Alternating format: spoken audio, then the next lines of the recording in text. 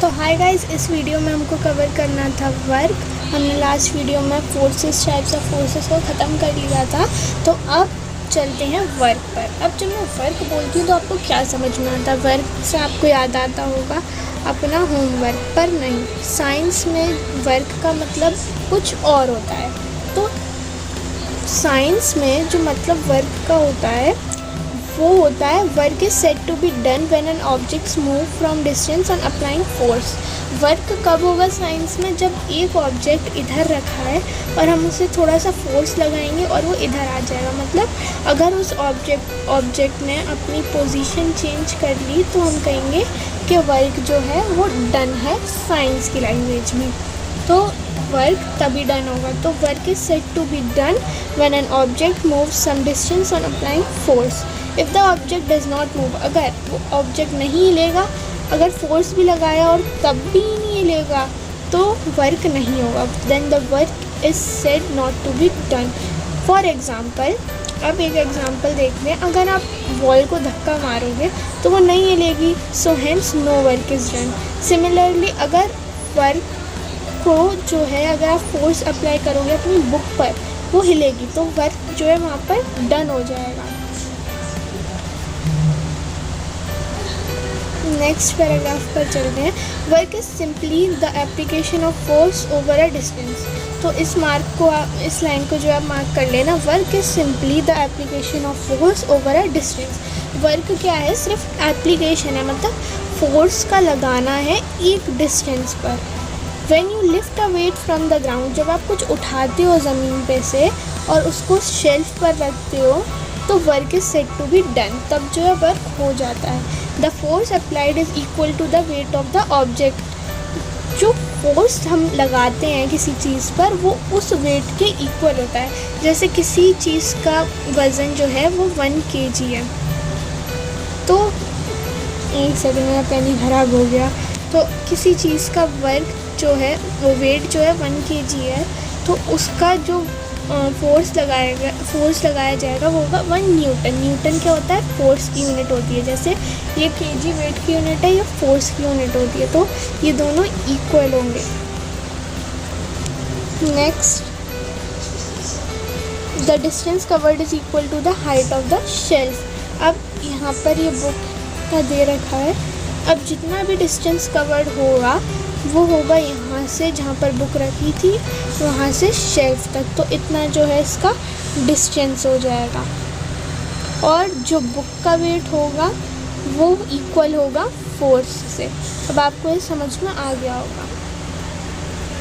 However जो energy होती है वो हमेशा यूज़ होती है फोर्स को लगाने में, चाहे वर्क डन हो या ना हो। जैसे हमने बॉल को धक्का लगाया तो हमने एनर्जी लगाई ना, पर वर्क डन नहीं हुआ। मतलब जब भी हम फोर्स लगाएंगे तो एनर्जी हमेशा रिक्वायर्ड होगी।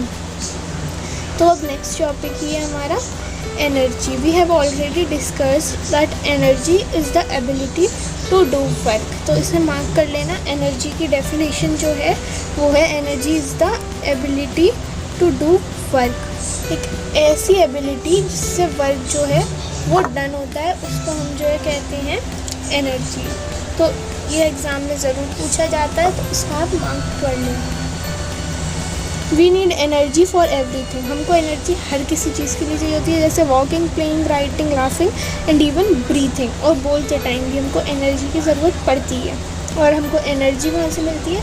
Food we eat and the food we get from plants and animals. इधर से जो है हमको एनर्जी मिलती है। Sun is the ultimate source of energy on the earth.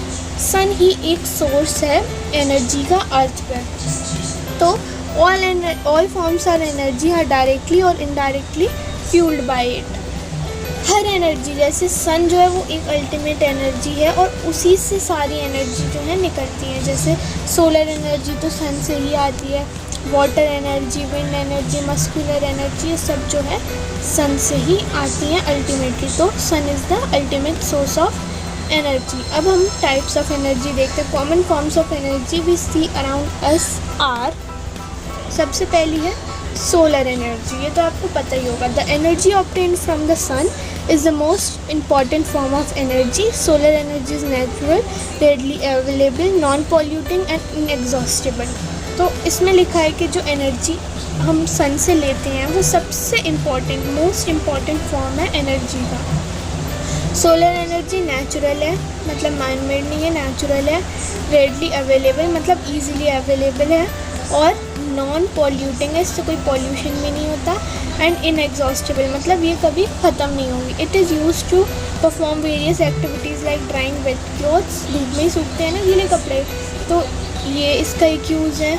Growing plants जो है फोटोसिंथेसिस कब करते हैं, in the presence of sunlight, और मेकिंग सॉल्ट फ्रॉम सी में भी ये जो है यूज़ होती है, water etcetera. Now days solar cooker, solar cells and photovoltaic sales convert solar energy into heat and light energy respectively. तो जैसे अब जो है सोलर पैनल्स आते हैं जो कि कन्वर्ट करते हैं सोलर एनर्जी को हीट या इलेक्ट्रिकल लाइट या किसी भी एनर्जी में से कन्वर्ट कर देते हैं। नेक्स्ट है water energy. The flowing water also has energy. जो नल चलाते हो और पानी ऊपर से नीचे गिरता है उसमें एनर्जी होती है। It can be use to do work. The energy from flowing water is use to generate electricity in hydro power station. तो इससे जो इलेक्ट्रिसिटी जनरेट करी जाती है पानी को बहुत ऊंचाई से, जैसे समझ लो ऊपर से एक नल चला दिया जाता है और उसमें से निकलता है पानी, ठीक है, और यहाँ पर लगा होता है एक व्हील, और उस व्हील में ऐसे बाहर को वो निकले हुए होते हैं, और जब ये पानी उस पर गिरता है तो ये व्हील जो है घूमता है, तो इसके घूमने से जो है इलेक्ट्रिसिटी बनती है, और इस इलेक्ट्रिसिटी को बोलते हैं हम हाइड्रो इलेक्ट्रिसिटी। मतलब जो ऊपर फ्लोइंग वाटर से जो एनर्जी जनरेट होती है उससे बोलते हैं hydro electricity. Huge dams are build to stop and store the flowing water. फिर इस स्टोर्ड वाटर को जो है ऊपर से गिराया जाता है बहुत फोर्स के साथ। ये पानी जो है ह्यूज टर्बाइंस को घुमाता है, जैसे मैंने बताया इससे टर्बाइंस घूमती हैं इससे, और इससे एनर्जी प्रोड्यूस होती है और उसे इलेक्ट्रिसिटी में कन्वर्ट करा जाता है, और जो इलेक्ट्रिसिटी प्रोड्यूस होती है उसे हम बोलते हैं हाइड्रो इलेक्ट्रिसिटी। नेक्स्ट है हमारी wind energy. Wind energy, the moving air has also energy that is called wind energy. अब चलती हवा में भी जो है एनर्जी होती है, उसे हम कहते हैं विंड एनर्जी। ये तो हमने देखी होगी, ये विंड मिल होती है, तो जो हवा चलती है तो ये जो है घूमती है और इससे एनर्जी प्रोड्यूस होती है, इसे हम कहते हैं विंड एनर्जी। ये विंड मिल्स को चलाने के काम में आती है, which helps in generating electricity. इससे भी जो है बिजली जनरेट होती है। Wind mills are used in also grinding machines, pump out water etcetera. इसको पीसने के लिए भी यूज़ करा जाता है और नीचे से, ज़मीन के नीचे से पानी निकालने के लिए भी। नेक्स्ट है मस्कुलर एनर्जी। ये एनर्जी जो है हमारे मसल्स में स्टोर्ड होती है। This energy stored in the muscles of humans and animals known as muscular energy. ठीक है, ये विंड मिल की पिक्चर दी हुई है। नेक्स्ट मस्कुलर एनर्जी का ही दे रखा है ये, तो ये है we use muscular energy of animals to run bullock carts, horse carts etcetera. तो इस मस्कुलर एनर्जी एनिमल्स की, ह्यूमंस की नहीं, हम यूज़ करते हैं बुलक कार्ट्स को चलाने में। देखो इनकी मसल पावर यूज़ होती है। हॉर्स कार्ट्स जिसमें हॉर्स की मसल पावर यूज़ होती है, इसमें हम जो है मस्कुलर एनर्जी का यूज़ करते हैं। Our muscular energy enables us to walk, run, ride a bicycle and do plenty of other useful work। अब हमारी जो मस्कुलर एनर्जी है वो हमको चलने के लिए हेल्प करती है, दौड़ने के लिए, बाईसाइकिल चलाने के लिए, और भी बहुत सारे कामों में, यूज़फुल कामों में मस्कुलर एनर्जी हमारी हेल्प करती है। Some other forms of energy are mechanical energy. अब कुछ और फॉर्म्स एनर्जी के, जैसे mechanical energy, light energy, heat energy, electrical energy, sound energy and chemical energy. You will study about them in higher class. जब आप बड़े हो जाओगे तो आप इनके बारे में अच्छे से डिटेल में पढ़ोगे। तो ये सब पिक्चर्स हैं। इसमें देखो बुल की मस्कुलर एनर्जी यूज़ हो रही है उसको पुल करने के लिए, और ये है विंड मिल की पिक्चर। यहाँ पर है हाइड्रो इलेक्ट्रिसिटी जनरेशन की पिक्चर। ये सोलर कुकर और सोलर पैनल्स हैं। Food provides us energy. तो अभी हमने कवर कर लिया वर्क और एनर्जी को। नेक्स्ट वीडियो में हम जो है स्टार्ट करेंगे मशीन्स।